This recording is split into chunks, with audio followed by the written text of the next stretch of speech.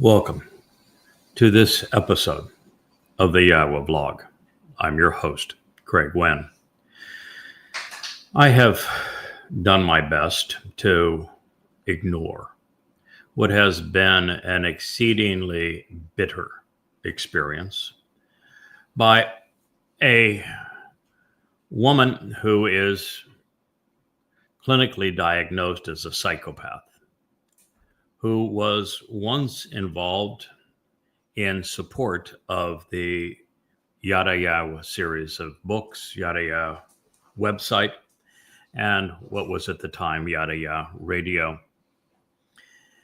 She found her way into my company because she was part of a conspiracy cult that obviously she never left.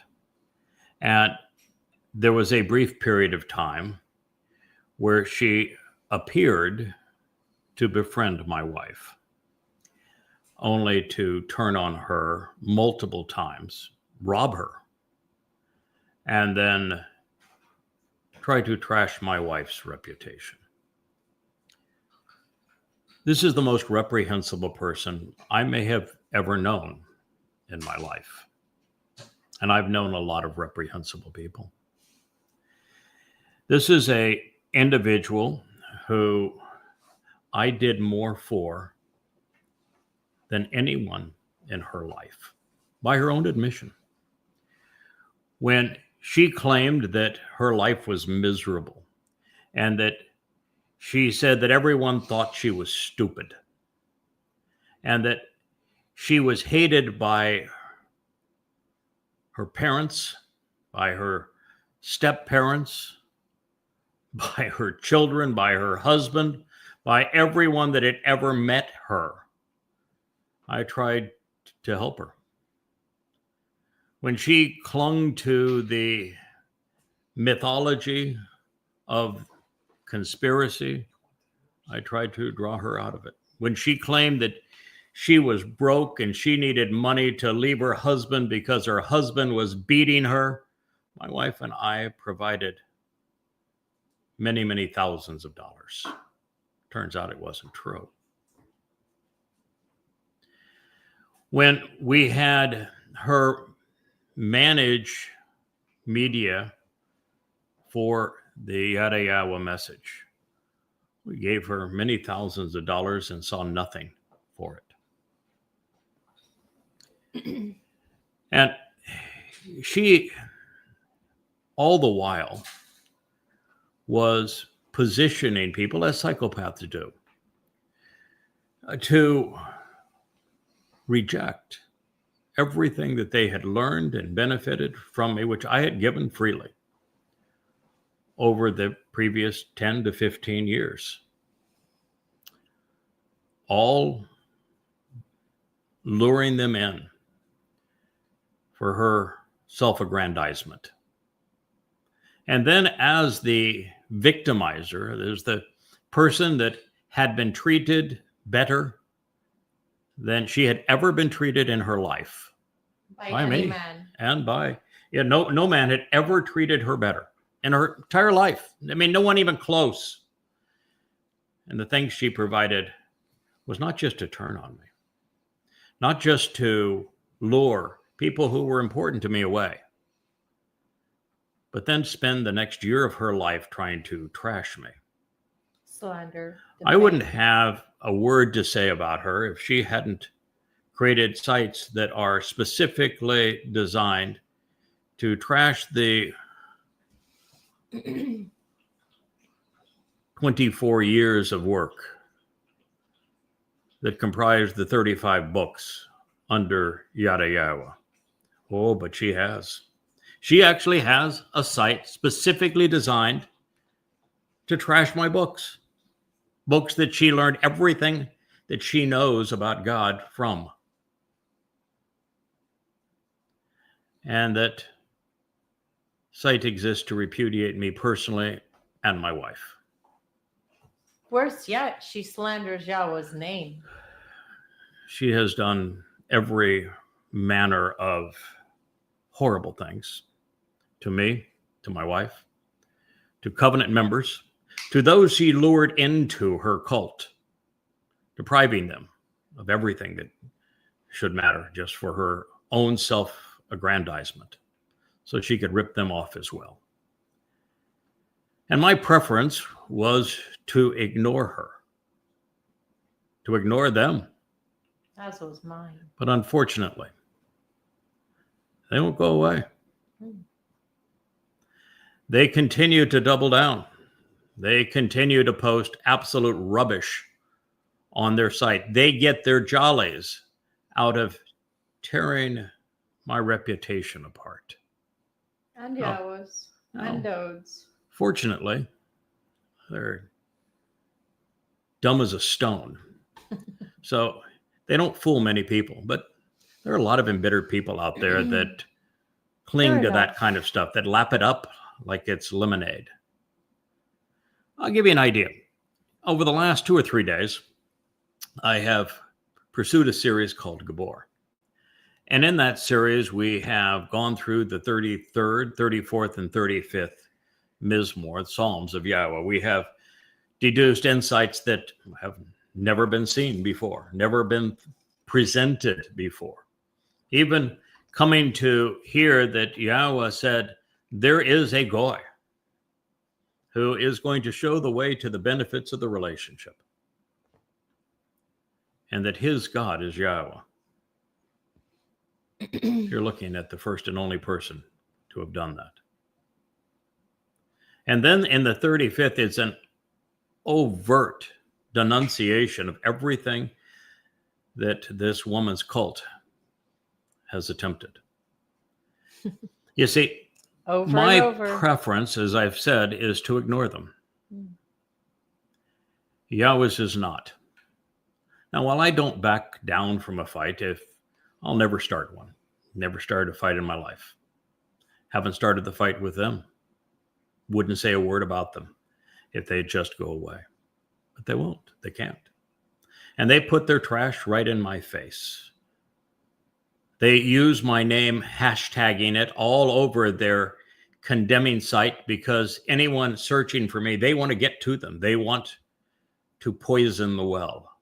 They want to destroy 24 years of work on behalf of YAHOWAH and his beloved son. Doesn't mean anything to them that they're destroying lives. And she's been poisoning the well for a while. But YAHOWAH and his beloved son, Dowd, who is the actual Messiah and Son of God, our Savior, are not as accommodating as I am. I'm not particularly fond of fools, and I don't suffer fools well.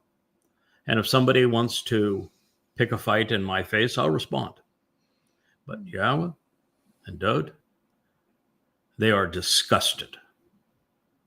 And every time that these nincompoops come up with their next ploy, then God is right there with an answer. Let me give you the example I was going to give that began to share with you.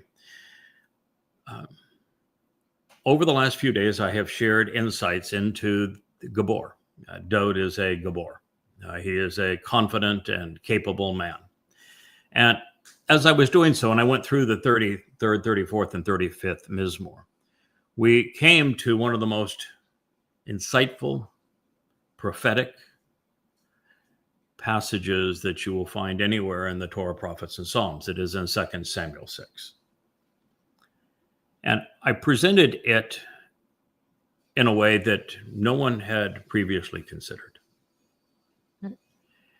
sharing how important it was for Dowd, as our king and returning king, to properly position the Ark of the Covenant, not only in the city of Dowd, but on top of the Temple Mount under the tent of the restoring witness.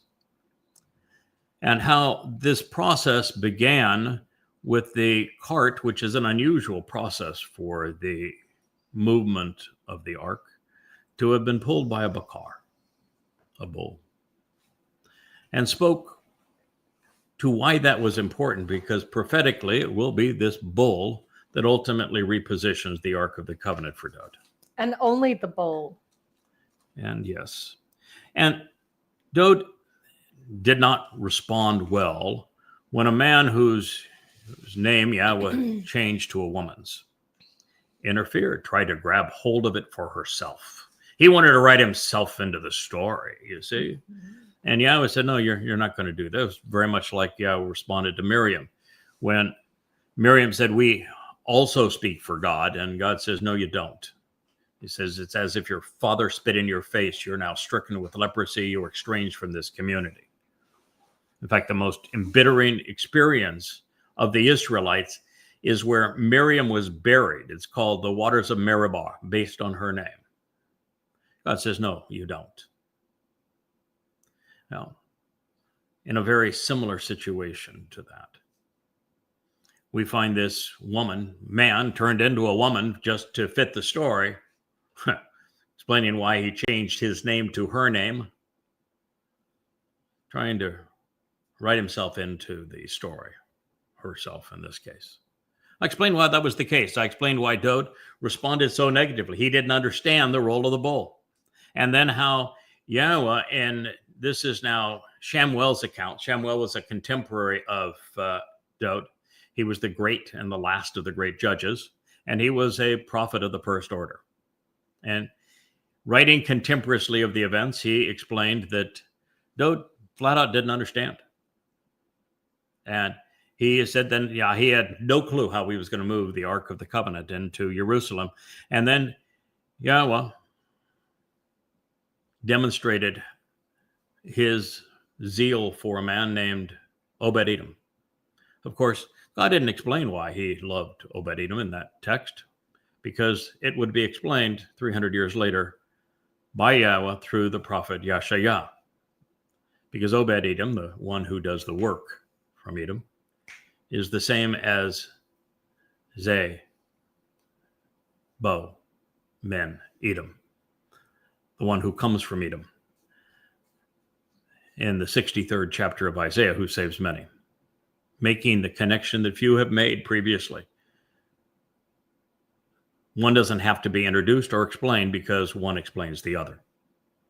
That's the whole purpose of Yahweh revealing prophecy over the long period of time.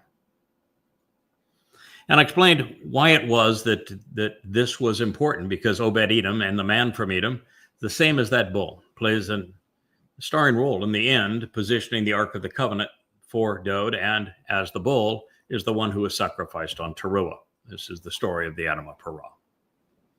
It is the single most important prophetic event remaining in the lives of Israelites. That was pretty profound.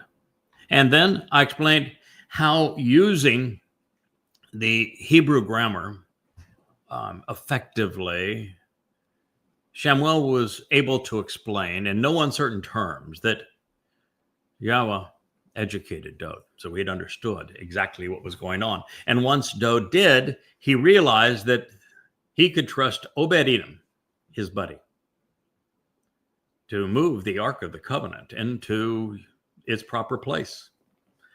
Obed Edom clearly knew the proper protocol, had 8 men, 8 people assigned to the task, which is significant because 8 individuals play a starring role on Shabuah, Towrah, and throughout. Where's that number again? Throughout Sukkah, which of course is an 8-day celebration. Explained all of that, revealed all of it, and then showed how Dowd put on the breastplate, the ephod of the high priest, and how important it was, because this confirms that I was right when I was the first to recognize that when Dowd returns on Yom Kippurim, sunset on October 2nd, 2033, that his first order of business is to do what the Torah mandates on Kippurim, which is to anoint the mercy seat of the Ark of the Covenant, that he will do so as the high priest. I deduced that from Zechariah. And here now, in the presence of the Ark of the Covenant, Dowd is wearing the ephod of the high priest, confirming exactly that this is a dress rehearsal for what is to come. And nothing else. And nothing else. And you know why nothing else? Because we're headed back to the garden. And you know what they wore in the garden? Nothing nothing else. else. And it says that Dowd was Yeah. comfortable being exposed in Yahweh's presence. He had nothing to hide. And how revealing that was. And then I showed how all of the trash talk by Dowd's wife, Michal, questions everything, was embittered. It was disgusting. She overtly denied that Dowd was the one that Yahweh had chosen, that he was not dignified or distinguished in his calling. She did exactly what this psychopath at the head of the mother goddess cult is doing to me. And since the whole story is embarrassing, there is no reason for it to have been included in Shamuel's very passionate presentation of this event, unless it was specifically for Yahweh to say, here's the ammunition. She did it. She, like Chawah in the garden, is a reincarnation, if you will, a harbinger of the very woman that drives this rebellious cult that claims that there's a mommy God.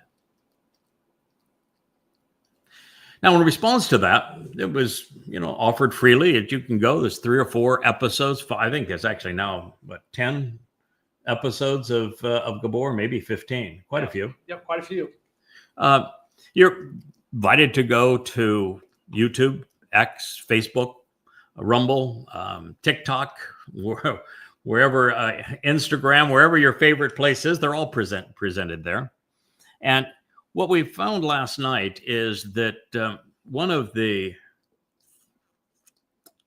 flying monkeys of this cult decided that rather than say, wow, that is really an eye-opener, and now that I've seen how this woman embarrassed herself in the very same way that we are embarrassing ourselves towards you, and now that I have learned the connection here, and it was nice of you to make that connection between Obed Edom of this story and the man from Edom in Yeshaya's prophecy, and how they both relate to Dowd, how they both relate to the Ark of the Covenant, and how that bull is essential to the story, and therefore why Yahweh struck the man who became a woman down, who had interfered with his story, and how even Dowd, the chosen one, the very son of God, made a mistake that he learned from, showing the manner that Yahweh likes to work. Boy, you did a lot of things in this presentation. I'm grateful. Thank you for sharing them. Nope. He said, I don't like it at all because I'm not going to deal with anything that's in 2 Samuel because, of course, it tears our whole cult to ribbons. I'm instead going to focus on the idea that, Dowd knew that there were supposed to be 8 men carrying the ark. God didn't have to tell him. Well, the Chronicles account that was written 300 to 400 years later doesn't even spell Dowd's name correctly. Rather than providing a passionate account of the events as Samuel saw them and reported them to us, focuses on details that, one of these days I'll go back into them because sometimes the details can be very telling. I'm not saying that they're untrue. It's just that there's no passion to the story as recorded in a truncated fashion over a number of chapters with the Chronicles. It doesn't contradict the story, as this individual was claiming. It just focuses on some details as opposed to the passionate events that drive it to the point of prophecy. And so I wanted to make a big deal about, there were 8 people, and Dowd knew that had to happen. God made it very clear to him. I think it's pretty clear to us now that the men that are with her, they all are effeminate. Yeah. So why even bring it up, other than just to be irascible? And then 2 chapters later, there's an ode to genealogies that ties Obed Edom, which is a name. When you say Edom, that means in most cases that someone who is either representing or a descendant of Esau. The man from Edom, of course, is one who tries to restore the birthright that was taken from him and restore the fractured family because Esau lost his birthright to Jacob. And so there is no question that he's in the same, discussion here. And it's important to know that and why God chose that name. But the fact that he's from Edom, he's presented in the genealogy as if he were a Lowy. And, maybe there's some interesting DNA studies that show that... I can give you anecdotal evidence. That Ashkenazi Jews carry about 1.8% of R1b in our genetic data. Which is my primary genealogy. Does it? Yeah. So it is an interesting insight that this person wanted to say, well, then it negates the story that you told. And no, it doesn't. It's an interesting detail that can be pursued at some time, but it doesn't change any of the marvelous insights that were provided. What it is? It's a bunch of male parrots parroting what the queen bee wants them to say. So under those circumstances, under the fact that I'm constantly bombarded with friends that say, I search for your name at places, and because they're hashtagging your name to slander you. It's called gang stalking. Their sites come up before your even sites come up. That's how aggressive they have been in trying to destroy you. They're fixated on it. So come to find out, I was not very pleased with that. And come to find out, they're not very smart because what they say is easily undermined. So this is a series that is devoted to the mother goddess cult. Actually, this is Yahweh's response to the mother goddess cult. The embittered and rebellious, exceedingly irritating and vulgar. They're wholly unappreciative and equally ignorant, condescending and repugnant, ungodly and delusional, hypocrites of the mother goddess cult have now come out of the closet to expose and condemn themselves. They're little flying monkeys. Always have a fit. Says, we're not mother goddesses. How could you ever call us that? That's so unfair. Well, they came out of the closet. They acknowledged we're mother goddesses. Oh, you're stupid. They posted. Now, imagine the single most important discovery that I made along the way is to prove that Yahweh's name, YHWH, is pronounced Yahweh. And if you go to the first volume of An Introduction to God, here it is. It's free at YAHOWAH.com in its entirety. You can also buy it at Amazon. This is the printed version from Amazon. An Introduction to God, which you'll find is an entire chapter devoted to the absolute and irrefutable proof that God's name is pronounced Yahweh. And they know it, and I introduced it to them. But they didn't want to, they wanted to be different. And so their first attempt was to make the name Yahweh, ignoring the sound of the wall. And I'm going to share with you what they had to convey in that regard, because it's so stupid. It's fitting for them. Now they have gone back to, and everyone in their cult has gone back to, WH or YHWH, as if we're going to turn back the clock. Oh, they're reverts, huh? Three better part of 3 millennia to the stupidity of no one knows how to pronounce the name. Oh God. They know for certain. And you can know for certain if you'll open and read An Introduction to God exactly how to pronounce Yahweh's name. But they nonetheless wrote it Yod, Hey, Waheh, YHWH. It's not a name. Those are 4 letters. This name was pronounced. It is pronounceable. If you're going to do that, you're negating Yahweh's name. he wrote in the That's third a statement crime. that he etched in stone that is unforgivable. That's Now, a crime. in their case, it happens to be the least of their problems. YHWH is our Father. And then in all caps, screaming, and our mother. Idiots. No, God is not. Our Definitely acknowledgement of YHWH, not Yahweh, YHWH. Masculine When singular. you start playing with Yahweh's name, when you know better, that is an unforgivable crime.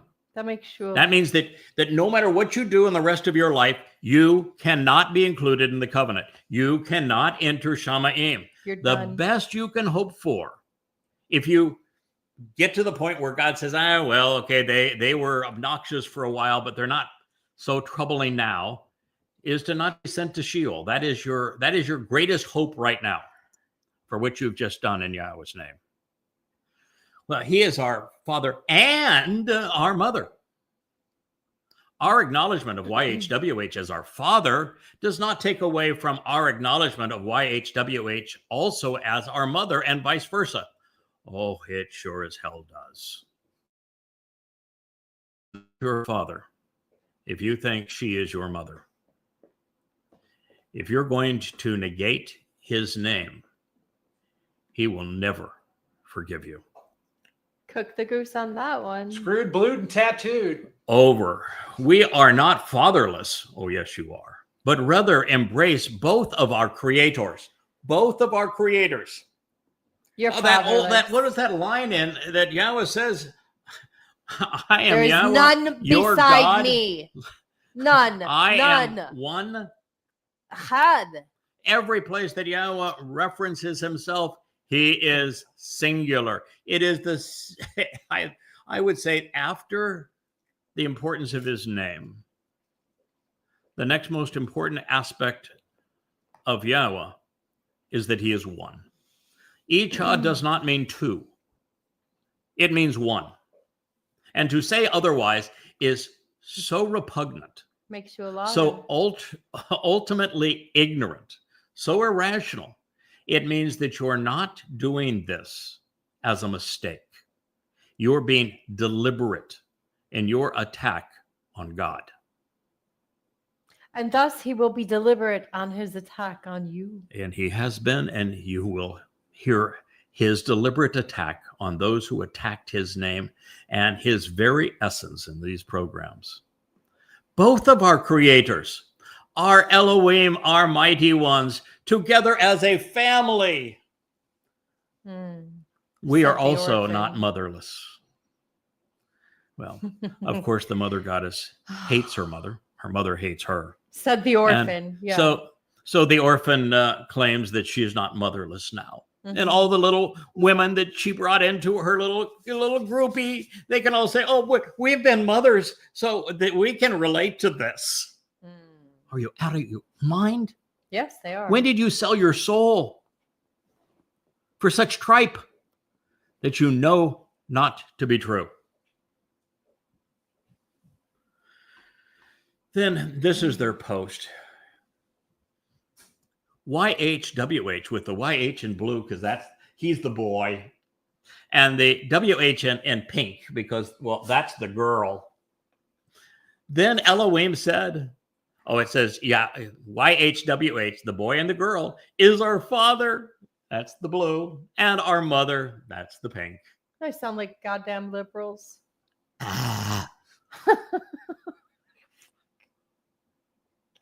Then Elohim said, they're writing in English, but they threw in, well, Elohim. Don't you know how to translate? If you're going to present the word of God, why don't you present it in a language? You can say Elohim, but you have to translate it first.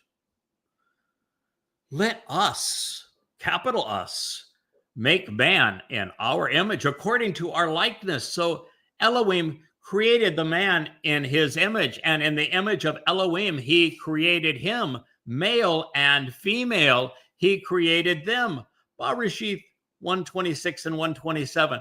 To make that lie appear plausible, they had to change the text. They did what Chawah did in the garden. What the hell? So what if God said this? I wanted to read like such and such. That ain't what it says. Nope. And they can't be that stupid. Well, maybe they are. No, they're stupid. like Jews. They just make it up. When it comes to doing these kinds of things, particularly changing Yahweh's name, changing his reputation and identity, God didn't carve out stupid as an excuse. You know, you can't say, okay, you got me. I made a mistake, but I was stupid. It's not going to work. It's not an excuse. She knew. Oh, but I love my mommy, or I want to have a mommy, and it's not going to work as an excuse. Oh, the next one for the blue now. For the blue, honor. God, kabed. And I think I shared a little kabed with our listeners yesterday, didn't I? Yeah. It was it not Mikel, the one to be questioned, who came from the questionable. That Dowd had no kabed. He had no credibility. He had no weightiness. He had no esteem. He wasn't worth anything. He had made up all of the claims about his relationship with Yahweh. He had imagined him. He had written himself into the story. He had no kabed. And guess what Dowd said? Since you mentioned the concubines and you said that I didn't have any kabed, in the presence of the concubines, I want to return to the concubines and we'll decide if they think I have some kabed. Or not. Or not. Yeah, I said, that's my boy. It's my boy. So kabed, they chose that word, not knowing that Yahweh used that word to denounce them. And I shared that story last night, and still they can't figure it out. Intelligence is about making the proper connections between things to understand, and obviously they can't do that. Honor your father, capital Father, and your mother, capital Mother, so that your days may be prolonged in the land which WHYH, your Elohim, is giving you. Now, we're going to get to that statement, and we're going to make our way to it because it happens to be the second statement on the second tablet as we progress in this program. And God is going to do a marvelous job of denouncing everything that they claim. And this is, of course, Shamar Towrah with the little b. All right. A wasp, more like it. Well, anyone with a functional brain and a rudimentary appreciation of Yahweh and his Torah guidance knows that this is inaccurate. It is unjustifiable. It's slanderous. And I would also add it's unforgivable. Delusional. So. I have come to enjoy Yahweh's rebuttals to such an extent. They're very satisfying. He has the ultimate, as my wife just said, he is the ultimately satisfying answer to nonsense. God can cut through the BS. Can do an attack on nonsense better than anyone. He is really, really good at it. And boy, in this particular case, one of the great treasures of these nincompoops is that God predicted they would do what they're doing. And he created all these wonderful prophecies to denounce them, to expose and denounce them. And now we're able to go back and see them, and it's going, wow, this is really amazing the way you wove that into this story, and we're going to see that throughout. So come to find out, God doesn't much like the Mother Goddess cult. No. Or appreciate their misrepresentations of him, his son, his name, his covenant, his mikre, or the herald, or his herald. Now, since the graphic post presented the malicious malcontents comprising a Mother Goddess cult, claiming that their creators, plural, were a mother and father, we'd be wise to consider how Yahweh introduced his role in our Genesis in the first line of the Torah. You don't have to go very far to figure this out. And when we do, we are left to ponder why Elohim is masculine and not pluralistic. More importantly, if Yahweh is a hermaphrodite,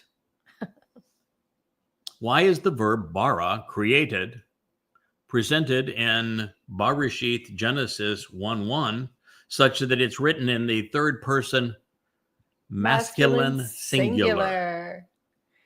Oops. That's because she can't read Hebrew. Oops.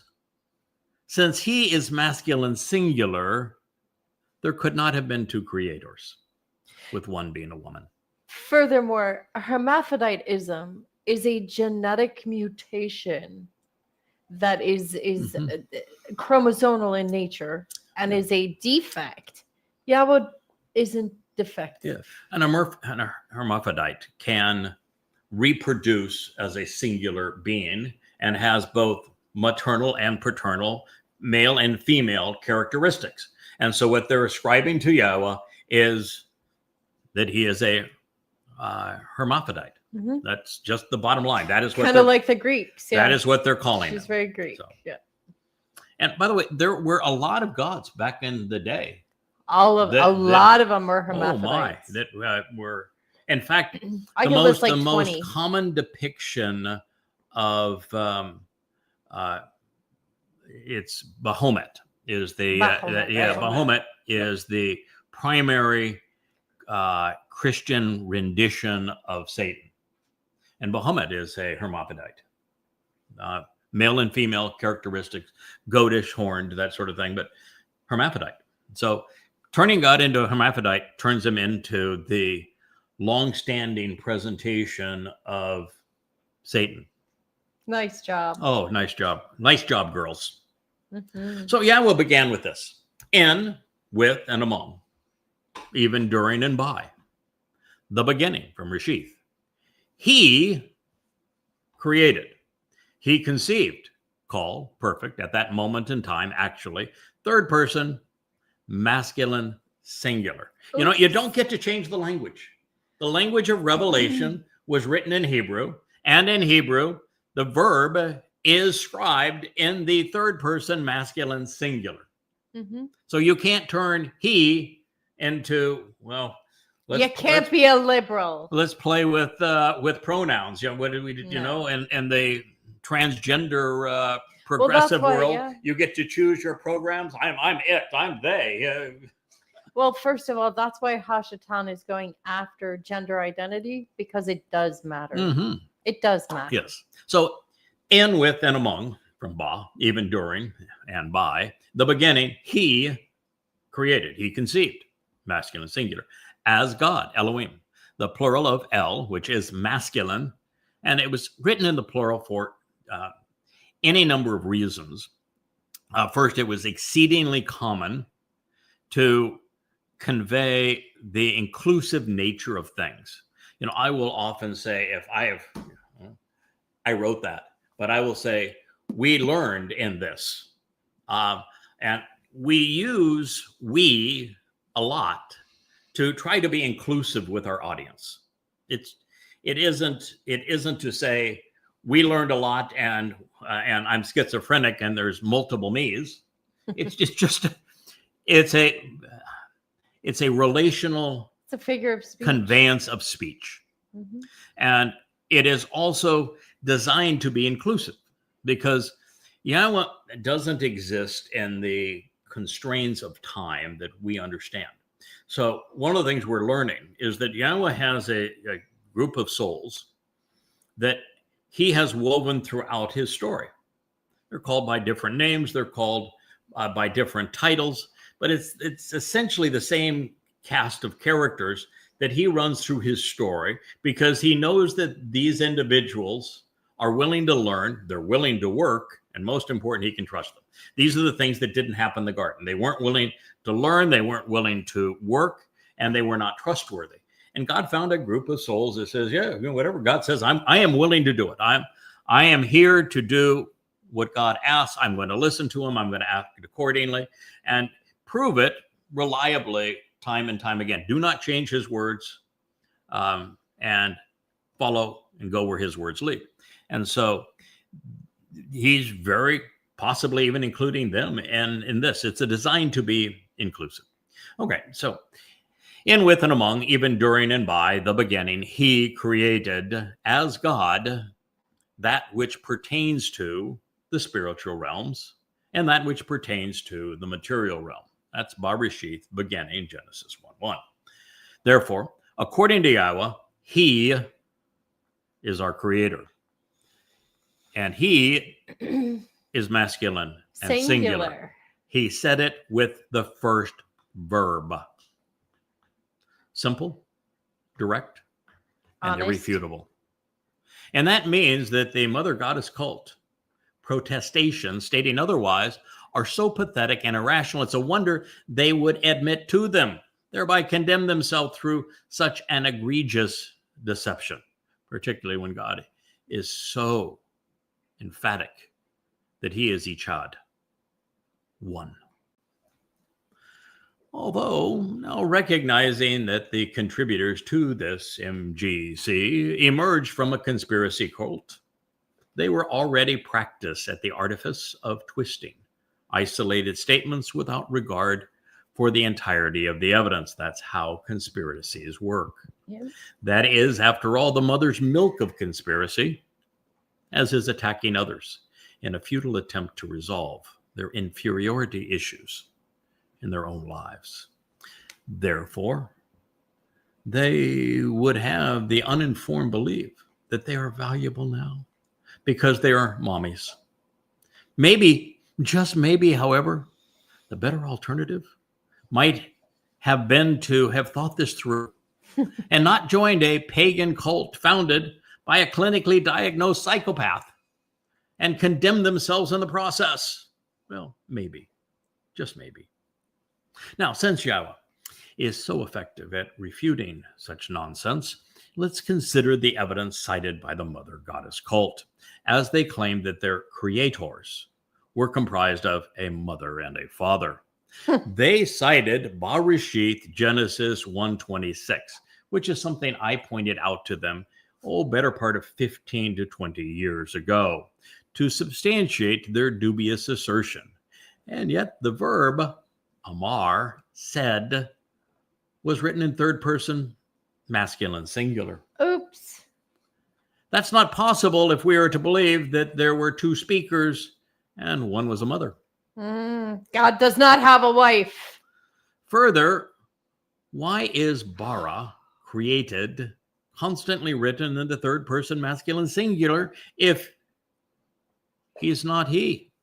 Why is teslem, image, masculine and not feminine or gender neutral?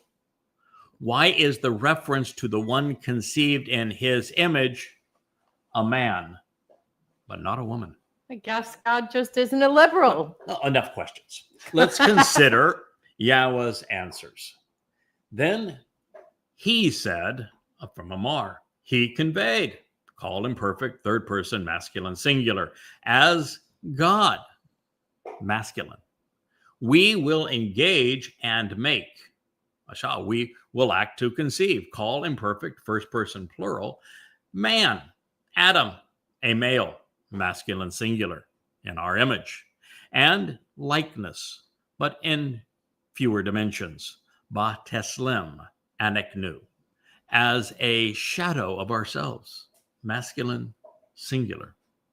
Akin to something similar to us, resembling a builder's draft or a sketch. Damuth, anaknu, an artistic representation with the sculpture, not God, represented by the feminine noun. They, and they was written in the masculine plural, they, as men, can choose to rule rada. As masculine individuals, they can direct, dominate, control, or subdue, manage, or govern. Called imperfect, jusive, third person, masculine, plural. By way of an increase in the sea, daga ha yam, because increase is feminine, singular, and sea is masculine, singular. with regard to that which flies about and flies away, oath, flying to and fro. That one is feminine and masculine singular. She wanted to be a bird, right? Of the skies, of the atmospheres, masculine plural. And with regard to the beast, Bahemeh, a feminine animal. Oh, that one's feminine singular. They got that. You can be the beast. And with regard to all of the earth, and with regard to all of the creepy crawlies, the ha-remes, the creatures who creep about, who crawl about, who swarm, and who move around, ha-remas, who slink and guide on the ground. Now, that part is part of what God said. And there wasn't an ellipsis in their statement. They made it sound like, well, that was a complete thought. And they pulled all of that I just read out of it, didn't they? Why would they do that? They think they're in a position to copy edit God. Are they the new rabbis? Are they playing the role of Paul? Yes. So he created. He conceived and brought into existence, yes, it's masculine singular, as God, which is masculine, that which pertains to the man. He created the man, male, individual, masculine person, in his image and likeness in fewer dimensions, with Teslam and hue being masculine. So as a shadow of himself, Teslam, image, and the pronoun hue are both masculine singular. In the image and likeness, again, Teslam, masculine singular, as the model of God. Masculine singular is the model of God.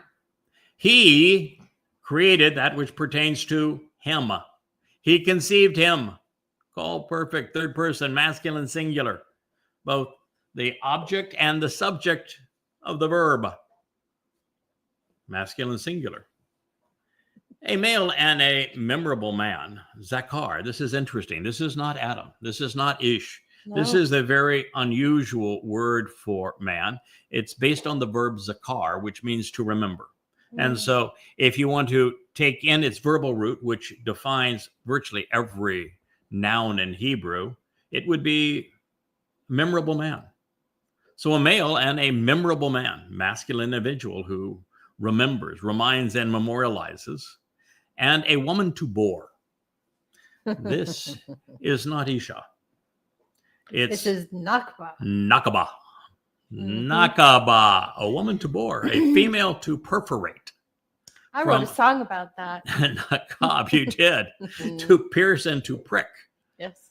Feminine singular. He created that which pertains to them, masculine, as in the men. Bara eth hem. He conceived them with the creator presented in the third person, masculine singular, and the created written in the third person, masculine plural. Doesn't fit their scenario, does it?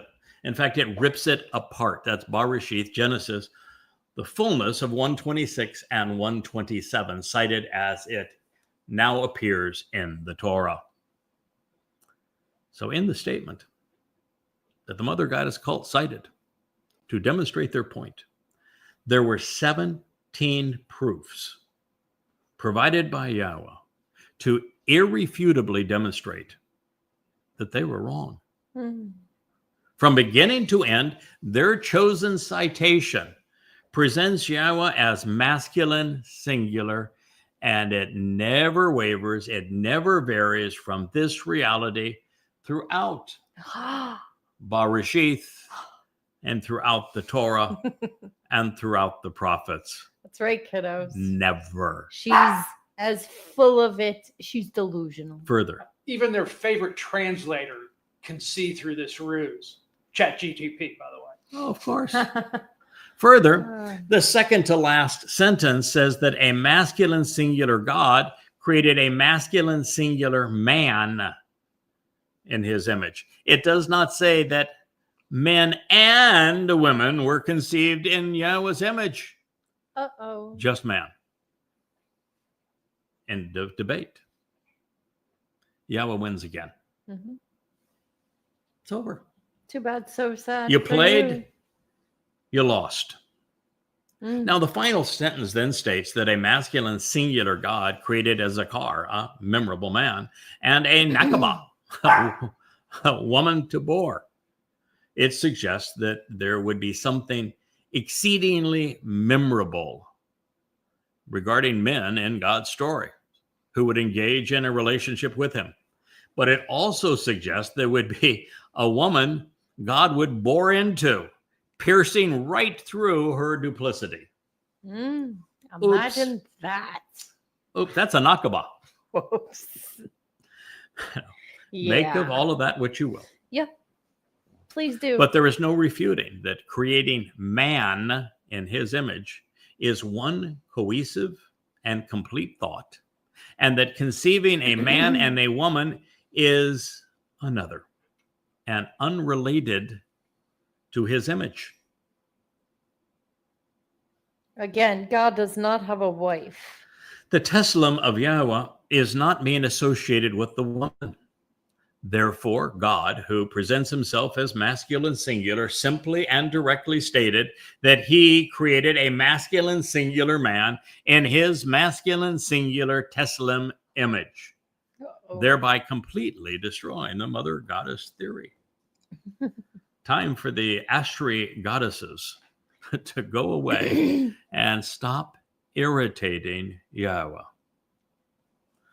They will go away. When you claim to speak, well, I was going to say speak for him and then lie, but they don't. They claim to speak for her. Them. And she does, since she doesn't ever speak, then the only way they can speak for her is to regurgitate whatever the psychopath acting as the true mother goddess wants They just to convey. make it up.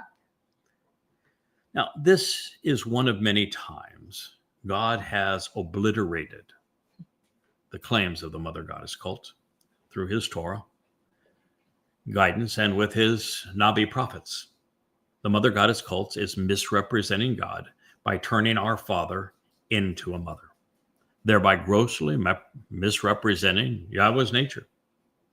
And that's why he calls you vulgar. Yeah. God is going to be emphatic as he describes the creation of man and the instructions to man and his relationship with man, and then his creation of woman for the man. And he's going to be explicit. You may not like what he has to say. You may say, that's not fair. I disagree. That's your prerogative. You can dislike what God says all you want. I wouldn't recommend it. But you're free to disagree with our creator. Say, no, I think you should have done it a different way. Well, maybe one day you'll get your own universe. Well, no, you won't, because you can't disagree with Yahweh and get off this planet. But, the extent that I'm going to disagree with Yahweh, I've acknowledged that I've lost this argument, and I only cling to it now because I like losing to Yahweh. I think it's kind of fun. I thought I could do a better job of the platypus, but the more we learn about the platypus, I've lost that argument, and so be it. But I'm not going to turn God into a hermaphrodite. So they have misrepresented God. Their deception is akin to the satanic deity Baphomet.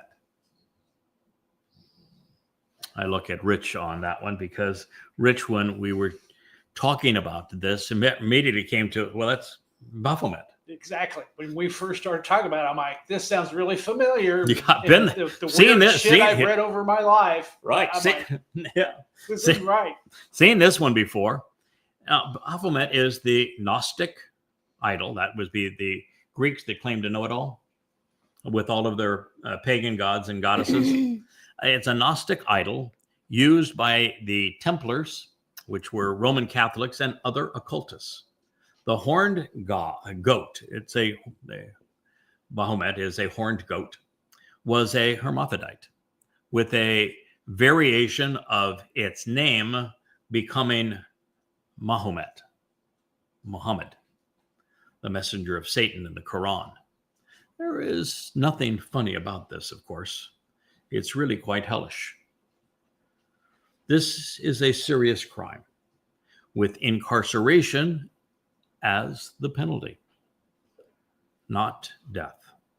It is unforgivable, yes, but it goes beyond that.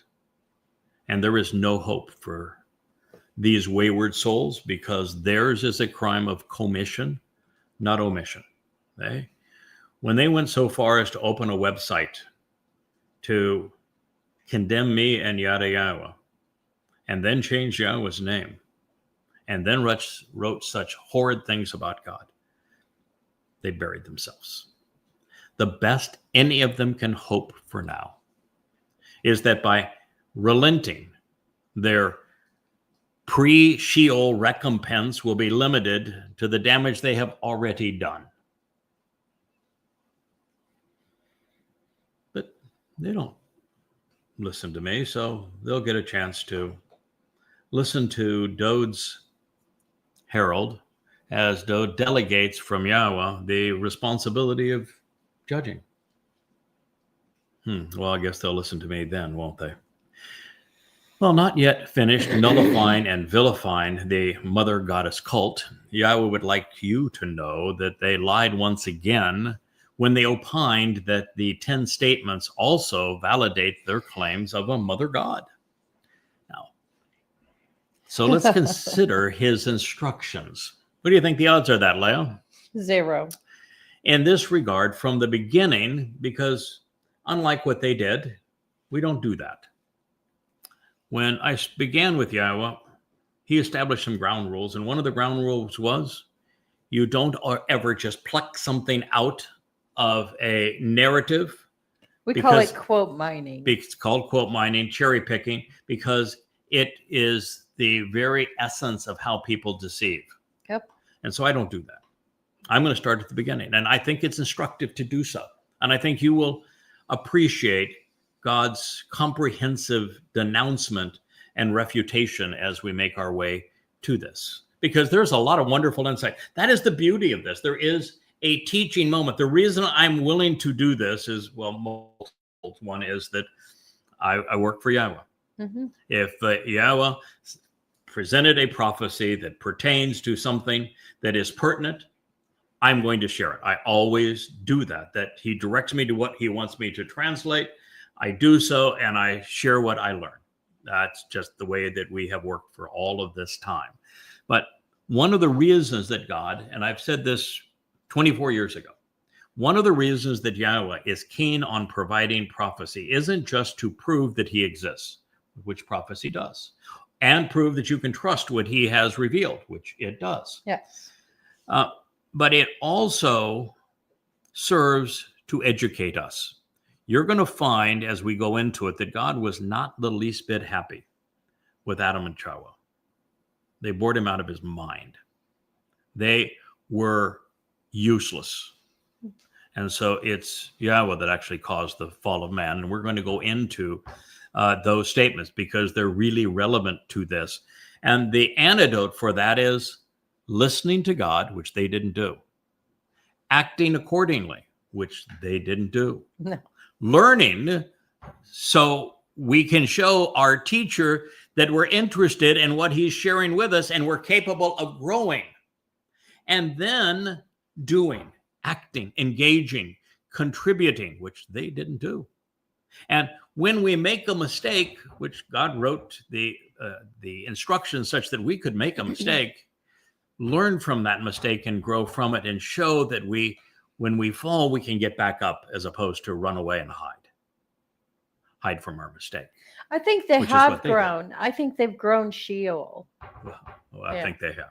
All right. So anyway, this is the purpose of God's teaching. It's the antidote for what went wrong in Gan Eden. And since we're headed back to Gan Eden, I want you to know it because the more you know, the more you can grow, the more prepared you can be, the more you can show Yahweh that you're trustworthy, that you're interesting, that you are worth his trust, that he will take you off of this planet and go explore the universe with you because he knows that you are going to listen to him. So this reads, and he conveyed. Starts off with he communicated. He spoke, he wrote, he provided instruction and direction. This is in the Peel Imperfect, ongoing consequences, going to affect the object of the statement. In the third person, masculine singular.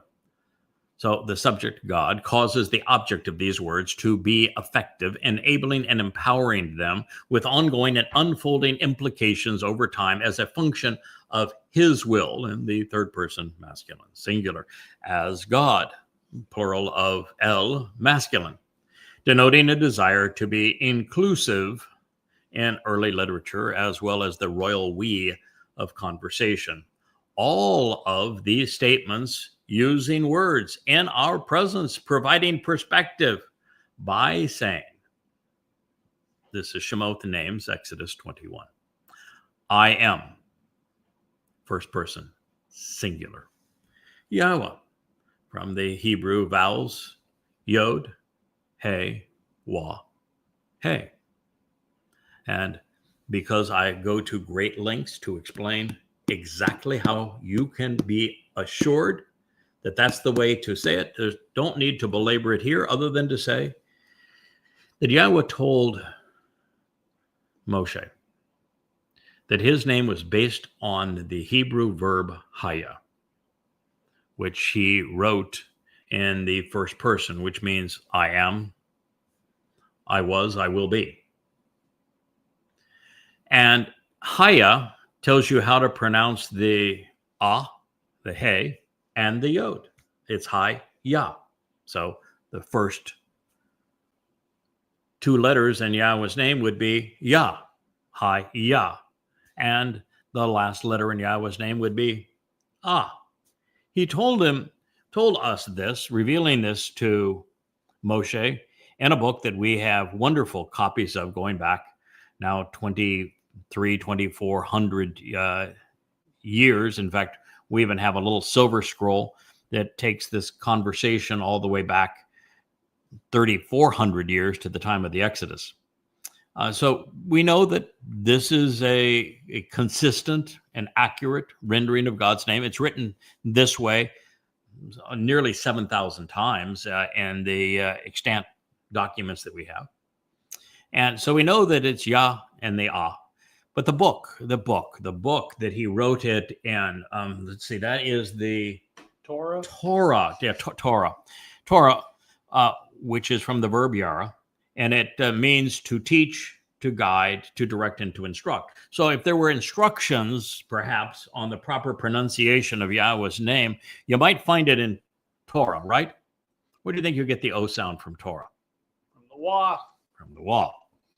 And what is the most commonly repeated greeting among Hebrews? Shalom. Where do you think you get the O sound in Shalom? From the Wah. From the Wah. There are hundreds of Hebrew words where the Wah is pronounced O. And that carries right through into English, where there are hundreds of English words where the W is pronounced as a vowel as the O sound. Own, owl, as examples of that.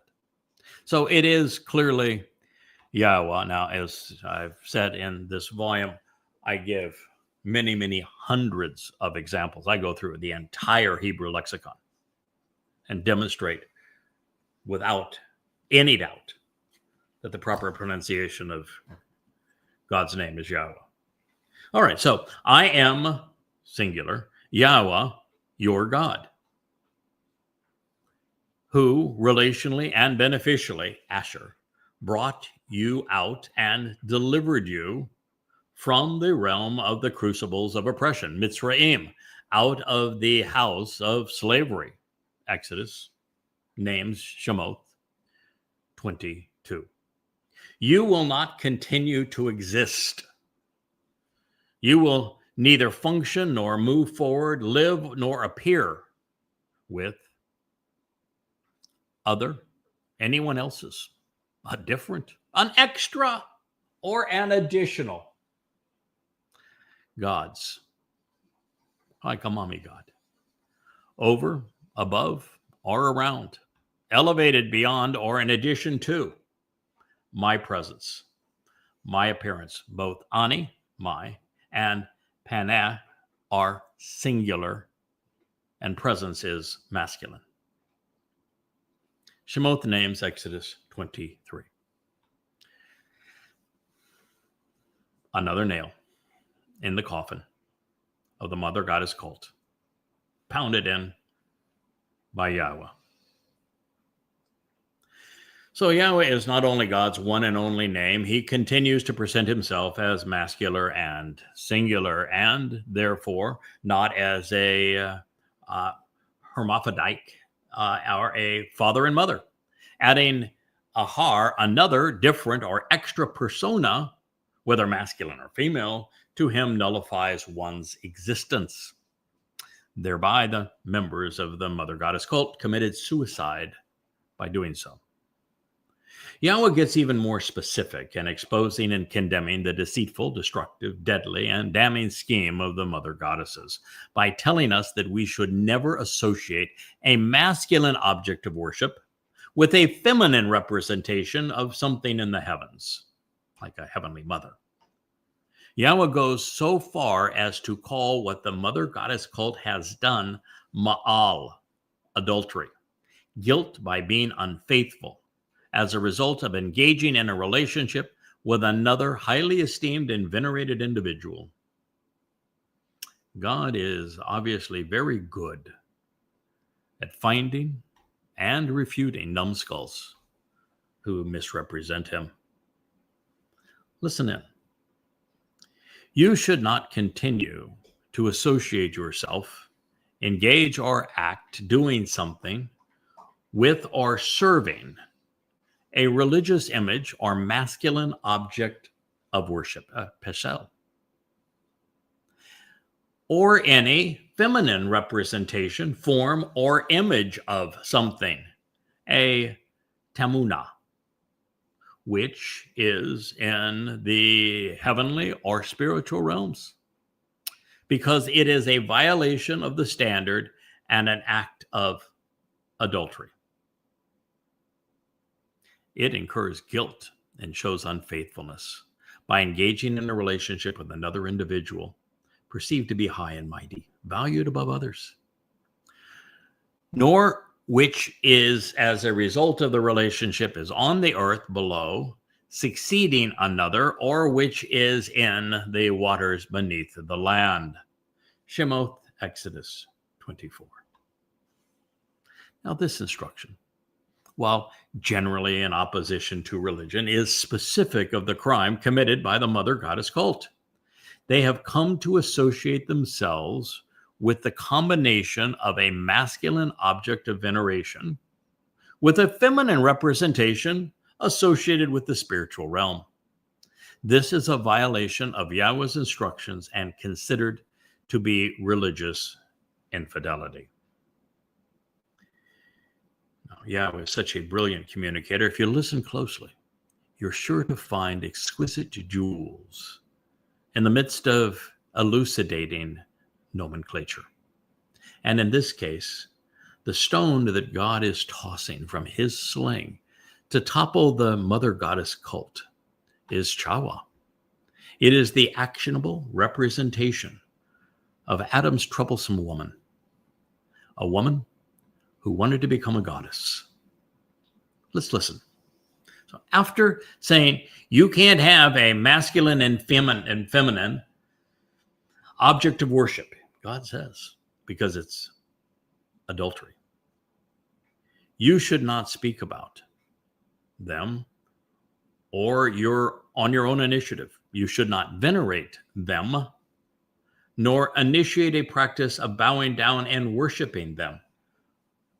Lo Chawah, lahem. There's your feminine right there.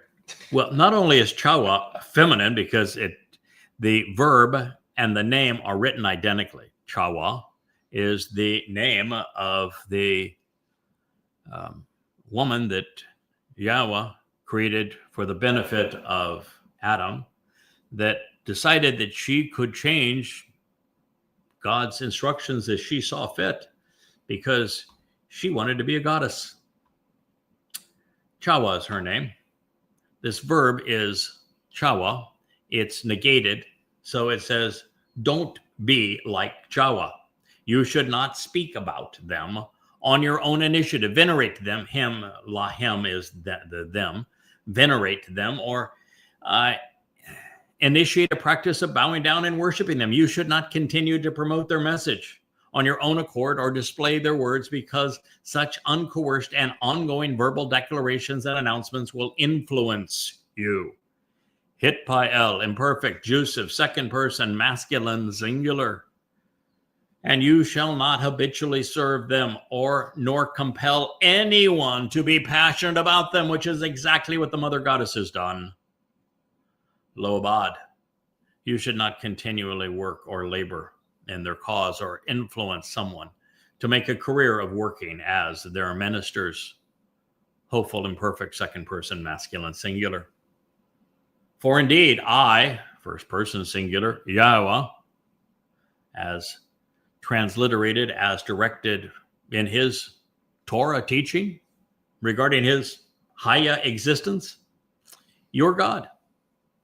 I am a fiercely protective, steadfastly loyal, and jealous God, Kana El, a God who is desirous of exclusivity in a deeply devoted relationship.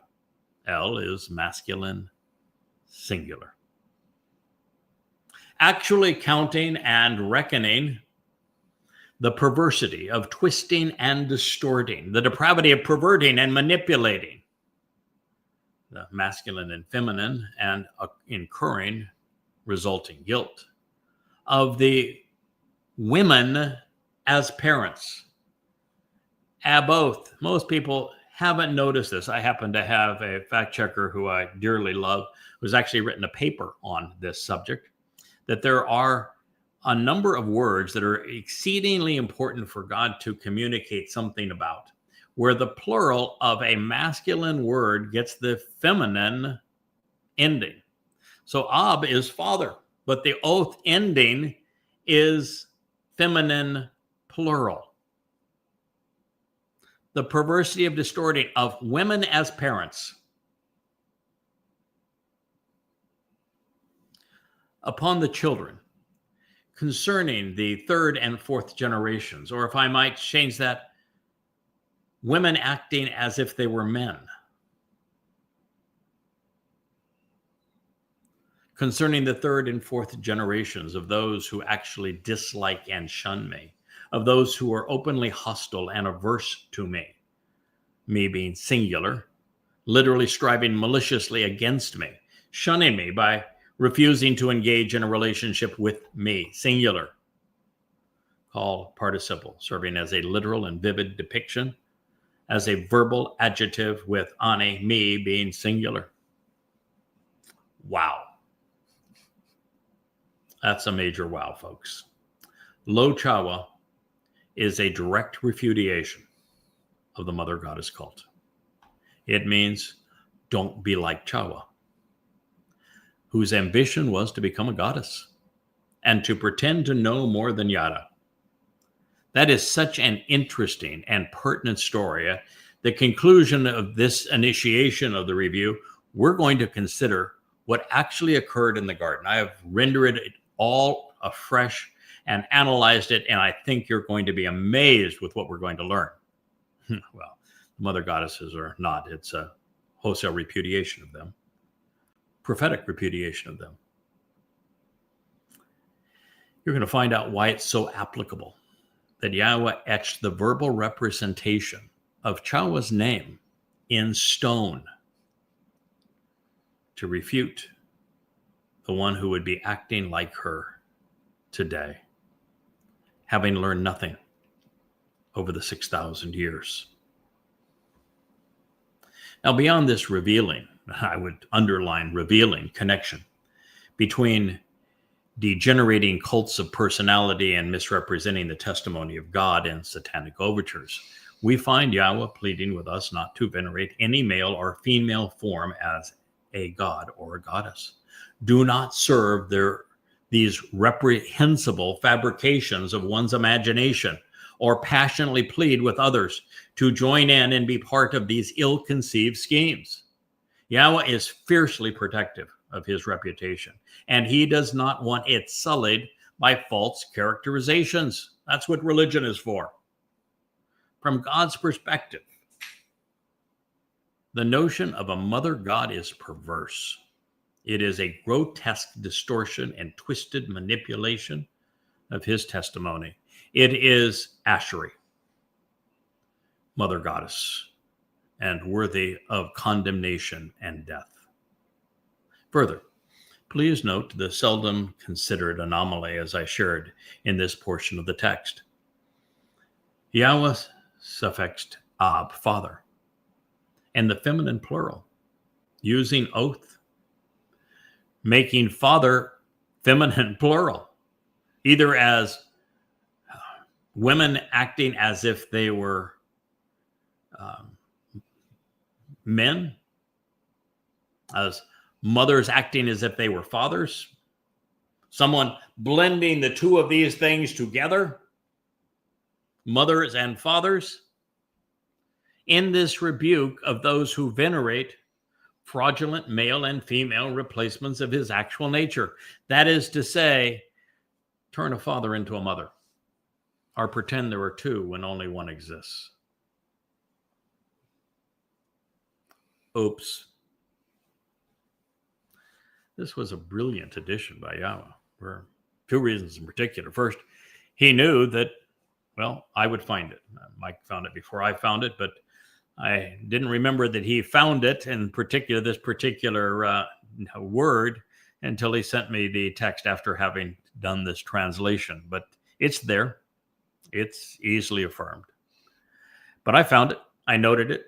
I understood the implications, and I have wielded it appropriately, which is to say that I have done as he expected. The world heretofore has read right through the blending of masculine and feminine only to see fathers, when the intent was to say mothers acting like fathers, confused over the proper roles of fathers and mothers, who would corrupt all who are influenced by them. Subtle yet sensational. So it's time for the mother goddess cult to crawl back into their hole, never to be seen or heard from again. And second, by making father feminine plural, God has completely eliminated any possibility of interpreting the fifth instruction such that it pertains to honoring the mothers who are being condemned here for their religious deceit. Also telling, YAHOWAH is equating the conception and the promotion of inappropriate male and female forms with maliciousness. Rather than demonstrating an affinity for him, devotion to him, or garnering respect regarding him, God says that these mothers are being overtly hostile toward him. The mother goddess cult is actually shunning YAHOWAH. God sees them as an adverse influence. Therefore, our Father will focus on his attention. Well, he's going to focus his attention on others. However, God begins, I will genuinely act and actually engage to literally prepare, perform, and produce a Shah. I will actively affect and appoint, offer and celebrate, and I will demonstrate by doing what is required to deliver on behalf of those who respond. Call, participle, that's a verbal noun and should be understood literally, written in the masculine singular absolute. Loyal and devoted love, unfailing mercy, unearned favor, and genuine kindness on behalf of thousands who move toward me and who love me, and also who approach me by closely observing and carefully considering, who closely examine, call participle, my instructive conditions of the relationship, mitzvah. Shemoth, names, Exodus 26. Now, ladies and gentlemen, thousands amongst billions is 1 in a million. God's not looking for a crowd. To be among the fortunate few, the lone acceptable approach is to ahab, to genuinely love YAHOWAH for who he is, and then approach by closely examining and carefully considering his mitzvah, the instructive conditions of the relationship. of these, there are 5 specified terms, all of which were initially delineated and presented within YAHOWAH. Now, you may have noticed that the mother goddess cult changed YAHOWAH to YAHWAH, and then they reverted to YHWH, with YH presented in powder blue to portray our Father, and WH colored in pinkish orange to represent our Mother. But it gets worse, because the MGC would litter their plagiarized and twisted versions of my translations and amplified presentation style with the following nonsense. You can bring this up, Rich, so that they can see firsthand what they have done. YAHWAH, a pictorial of the family of Elohim, which includes Father, the Yod, the hand, as the strong arm executes directives and supports the efforts of Mother, the Wah, which is a tent peg, who expands and secures the family home with Towrah, teaching, instruction, direction, and guidance.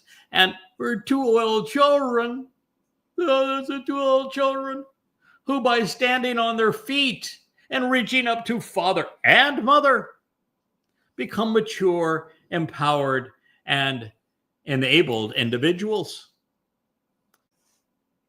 Well, that is a plagiarized version of my copyrighted translation style.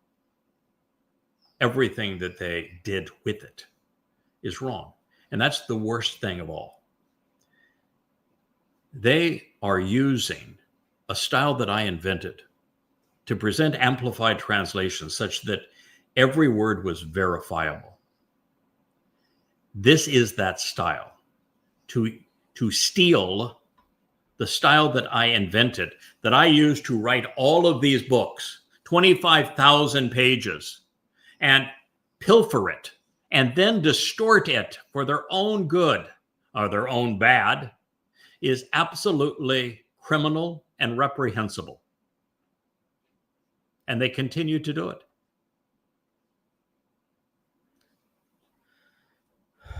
In this excerpt, violating my approach and copyrights. You wouldn't know that unless you read my books. But if you read my books, any of my books, you will know that I invented an entirely different way of presenting Yahweh's testimony in an amplified fashion, with the bold, the italics, the standard font, the parenthetical, the hyphen, all of it very, very unique. No one has ever done anything even remotely like it before, and they just pilfered it. It's disgusting. It's criminal. But beyond the fact that they breached my copyrights, passed themselves off if they were me, like Chawah coveting Yada and the tree. They claim that the Yod, the hand, represents the Father, didn't they? Do you know that Yod, hand, is feminine in Hebrew? Oops. But that wasn't the end of it. Then they said that the Wah, the peg to increase the size of the tent, was their mother. But guess what? Wah is masculine in Hebrew. Got them both wrong. Further, the letter He is derived from the masculine noun he, which means whoa. The letter is repeated in the verb haya, which serves as the basis of Yahweh's name, and it means to exist. Equally revealing, the letter depicted by a man standing up, looking up, pointing up, is defined by henna, which means to behold. And that is particularly telling, not only because it means to behold, to look up, to pay attention, and to be observant. it is written with a child placed between the two adult individuals. The two people standing up can't be the mother and father. All right, excuse me, can't be the children because the child is between them. They got that wrong too. Therefore, the Hays cannot be children, as the mother goddess cult protests. In other words, they got everything wrong. They were 0 for 4. Nicely done. The consequence of changing YAHOWAH Shem, by the way, which is also masculine singular, is as follows. You should not continue to deceive, nor should you ever tolerate or support delusions. Lo nasha.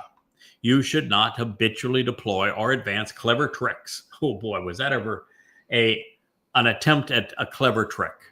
To enrich yourself by indebting others, which is exactly what they're doing. And you should avoid actually beguiling people. Oh, another one. On an ongoing basis, which is what they're doing, by consistently lifting up, promoting, or forgiving that which causes them to miss the way. Lo nasha. Call imperfect, second person, masculine singular. Associated with the masculine name and reputation, Shem, the personal and proper designation, masculine singular of YAHOWAH, your God, thereby advancing worthless and lifeless depictions of futile vanities and worthless idolatry.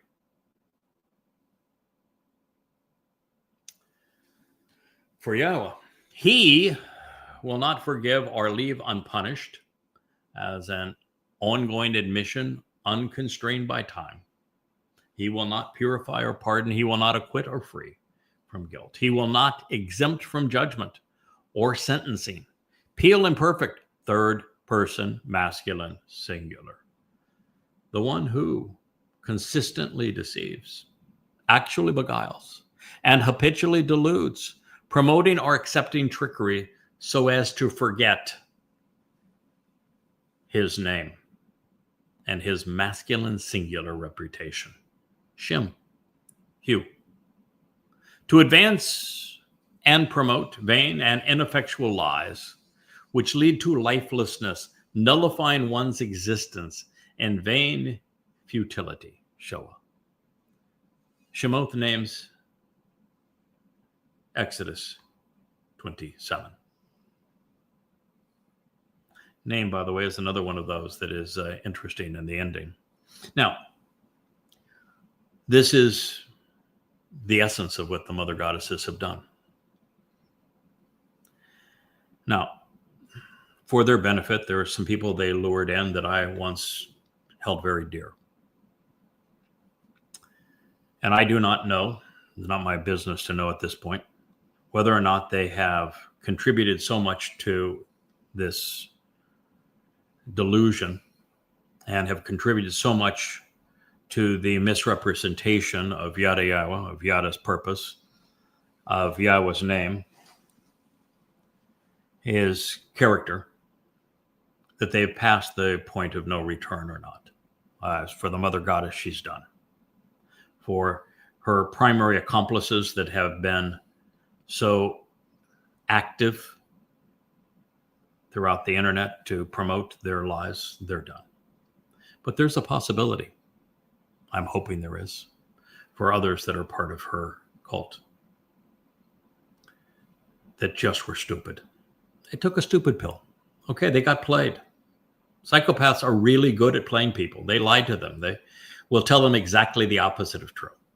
You know, a publisher, for example, there's no one other than my wife that I stood up for as much as I did her.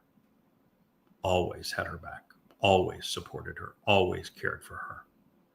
But I am certain the mother goddess told it exactly the opposite. When it was, in fact, that mother goddess who was always besmirching her, saying she's easy to control. I can manipulate her. She's not very smart. other words, she played her. Who knows why she fell for it, but she did. And maybe there's a way out for her. I hope there is. But this was written in the imperfect, which means that once you stop, there can be hope for you. But if you don't, there isn't. Well, Yahweh Shem is masculine singular, and it's not subject to a dualistic gender interpretation. Even worse for those destroying his Shem to advance their delusions, Yahweh stated that he will not forgive or leave unpunished. He will not forgive or leave unpunished. To forgive, not forgive, means that at the end of your mortal existence, your soul simply dissipates into nothingness. No reward, no penalty. You forfeited the opportunity to live in Shamayim. That's a shame. But that's it. Leave unpunished is another story. To never leave unpunished means that he must exact retribution, which means that your soul will be going to Sheol. That's how serious it is, this crime that the mother goddesses have committed. Nothing cute about it. They have used trickery to deceive and to beguile in association with Yahweh's name. He scribed the verb, condemning them in a masculine singular voice, nullifying their claims and obliterating their mythology. Now, continuing to negate the hermaphrodite designation, the Shabbat is for him, you. Therefore, with this acknowledgement and noting that every verb attributed to Yahweh throughout was written by God himself as masculine singular, the mother goddesses are utterly delusional. We're reading from the tablets that were etched by God himself in stone. Ain't no wiggle room here. It begins. Remember the memorable man, Zakar, the representative of the Shabbat, this day which is set apart for him. Not her. Him. 6 days, you can actually and continuously work and act, engaging in everything associated with your malaka, a spiritual messenger. But in the 7th day, the Shabbat is to approach Yahweh, your God. You should not continually engage in any part of the work of the heavenly representative and spiritual messenger. It's from Malak, the ministry and mission of the heavenly envoy, the divine endeavors and labor of God's corporeal manifestation, or this individual representing him. Yourself, your son, your daughter, your female and male servants and staff, your means of production, as well as those visitors who relationally are in your home, property, or community. For indeed, in 6 days, Yahweh, he acted and engaged, preparing and producing everything associated with completing the heavens and the earth and the seas and all that is relationally in them. And he became completely settled and spiritually resolved during the Almighty's 7th day. Therefore, Yahweh, he blessed and adored. He knelt down and lowered himself to greet those he had created, and he did everything to lift them up. Masculine singular, this day, this Shabbat. And he set it apart for himself. While Kodeshu, he separated himself. As in Yahweh, or the day, from others, making him special, or it special. Yahweh presented himself as the subject of 4 verbs. And in every case, he wrote himself into his instructions in stone as masculine singular.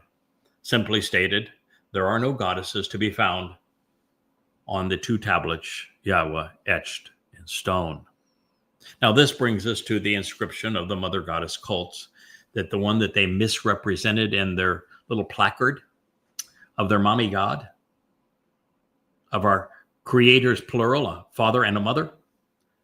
However, you'll note that there is no designation of Shamaim, heavenly, or Ruach, spiritual, before Ab or M in this statement. You should choose to weigh, to view as worthy and valuable, significant and substantial, honorable and rewarding. Kabod.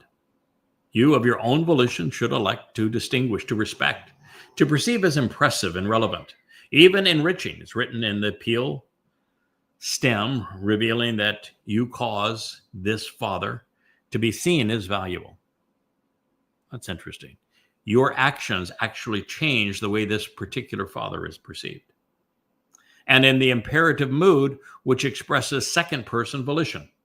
This is your choice.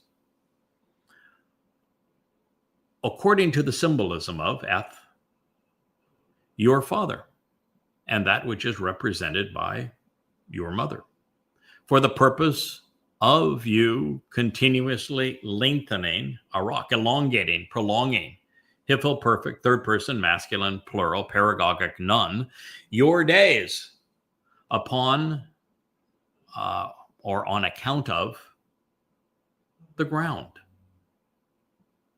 Ha'adamah. It's either the dirt or the bloody red man of the earth. Ha'adamah. It's the man, ruddy red. The adjective is used to describe the parah, the productive bull, that is the basis of Edom, further identifying the Adamah parah with the man from Edom, which is a benefit of the relationship, and who, as a blessing to show the way, YAHOWAH, your God, he is actually giving to you.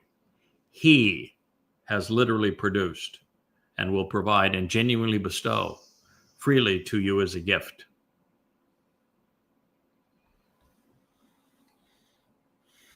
The mother goddess cultists would offer this as proof of their mother god. But that's not possible, because the only time God is mentioned, it is with a masculine title. And when YAHOWAH presents himself as the subject of the verb Nathan, giving, he wrote himself into his instruction as masculine singular. So it can't be as they claim, because in the verb Nathan, in the midst of this text, God identified himself as masculine singular, not as two and not as man and woman. Therefore, he is one and masculine. He cannot be two and feminine. The mother goddess cult has once again lost in the very place that they had intended to prevail. The Ab and M of this concluding statement are not identified. There is no mention of a heavenly before father or a spiritual before mother. Therefore, we must ascertain their identity is based upon the surrounding text. And in it, YAHOWAH says that as a result of weighing what pertains to them as worthy, one's days will be elongated on the ground. On the ground. He did not reference or promise eternal life in heaven as a result of your perceptions of these two people. And there is the implication that the gift YAHOWAH is offering comes by way of Ha'adamah, the bloody red man of the earth, who God is providing to Asher, reveal the way to receive the benefits of the relationship. So as such, this may well be prophetic of how Yom Teruah will enable a return to the garden on Sukkah, something that God wove throughout his creation and garden narrative. Now, what we know for certain is that this instruction cannot be addressing our earthly parents, since the second statement revealed that they are corrupting their children, and they're doing so for generations. So since the women acting as if they were men and mothers acting as if they were fathers corrupt their children to the third and fourth generation, they can't be the ones who you would view as significant to lengthen your days on the ground. It cannot be our Heavenly Father either, since he does not prolong our mortal existence on earth, but instead provides eternal life in Shamayim for those who listen and respond appropriately to him. There is no reference to a spirit mom anywhere in the Torah, including the notion that this magically is referencing a non-existent persona. Now, this leaves us with two rational alternatives. The first is to see the father as Abraham and the mother of Sarah, because they are the father and the mother of the covenant. Sharing their narrative is central to the mission of YAHOWAH, this bloody red man of the earth, who is the man from Edom. He is Yahweh's gift to the covenant family. The covenant is life. Moreover, inheriting, I should say, the land was specifically and repeatedly listed as a benefit of the covenant. So since inheriting the Adamah is a benefit of the covenant, you would increase the days on it if you show some regard for what Abraham and Sarah represent, as they are the conduit through which Yahweh conveyed the conditions and the benefits of the Bereth.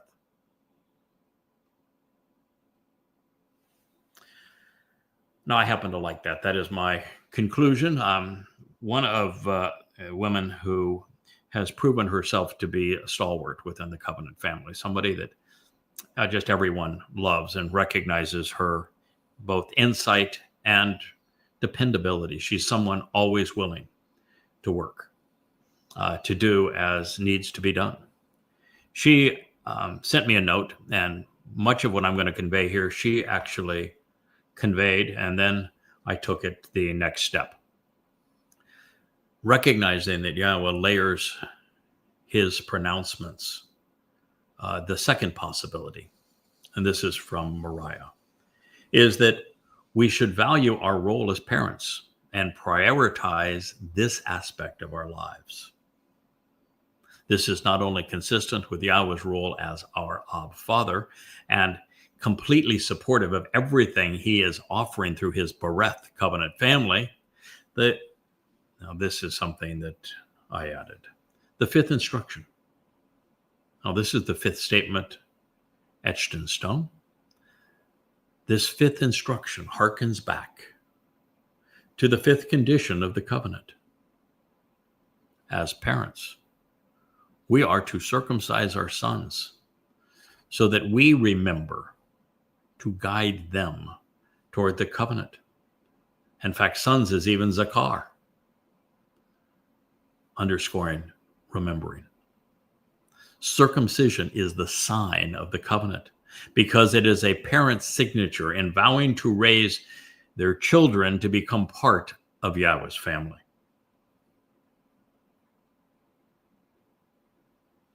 Well, it's goodbye and good riddance. The mother goddess cult has condemned themselves. Yahweh just exposed them and excoriated them using the very texts that they cited. I have much more to share, and we will resume on our next program tomorrow morning, because we're going to return to the garden. We're going to explore why Yahweh wrote the actionable variation of Chawah's name into the second statement that he etched in stone regarding venerating a male and female object of worship. And when we do, I can assure you, you're going to be amazed at how effective God is at telling a story and providing insights that are literally profoundly important to our lives. So I'll hold that as an abeyance, as a teaser for our next program. I thank you for listening to this one. We will resume on the mother goddesses tomorrow morning. Thank you for listening.